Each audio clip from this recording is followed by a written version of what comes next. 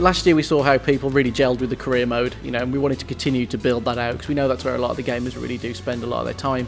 So we wanted to bring in some new content with the cool classics, but we wanted to not take the player away from the career mode. So we've integrated them as invitational events throughout the career. You know, obviously they can be used elsewhere in the game as well, in time trial, Grand Prix, you know, and in the new championships mode.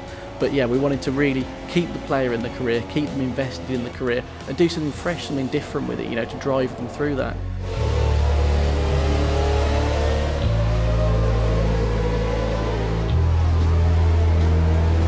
So at the moment, we've concentrated on doing some alternate circuit layouts, you know, and that gives us again a different style of gameplay. You know, we can do much shorter races, sort of sprint races, but also we've changed some of the formats as well in the championships mode, so the players can do you know, double header races, or a race where the qualifying from the first event is determined by a qualifying session, the second event by the result from the first race.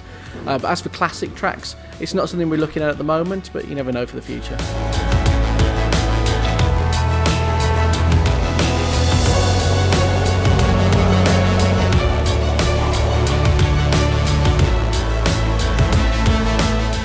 Huge change to the game this year. So last year we had the R&D system in there, which was quite a linear system. You know, the player could select the area of the car they worked on, and they sort of work their way through the development.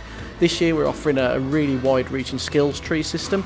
It's very much like an RPG element, but beyond that the players also got to consider not just developing the performance of the car, but developing the reliability of the parts that are being delivered, working on the wear of the engine and the gearbox, because obviously we've broken the engine down into, you know, multiple components. So it's important to monitor which ones you're wearing as a driver. You know, I find that I wear certain components more than others because of the way I drive the car. You know, so it's very important that the player stays on top of those elements as well.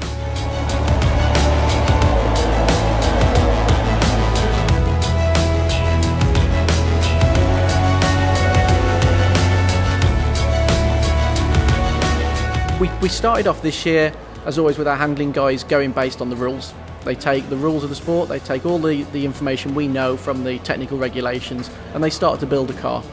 Then, obviously, David Greco, our handling guy, or one of our handling guys, he went out to the Barcelona test and he watched the cars on track. That gives him a real insight into how they move, how they sound on throttle, you know, how they change gear. He said, you know, there's a few things he came back with, and he was like, I really didn't expect them to do that into the first corner at Barcelona. You know, this is how a car was moving around. And we've also had, as you've probably seen from some of the promotional videos we've released, and some of the things we've done with the teams, you know, we've had Lando Norris drive the game, we've had Max Verstappen drive the game, and we've had also a large number of our community not only playing the game in a beta for the last month and a half, but we had a bunch of 12 guys come into the studio a few months ago as well and give us really early feedback on not only the handling but all elements of the game.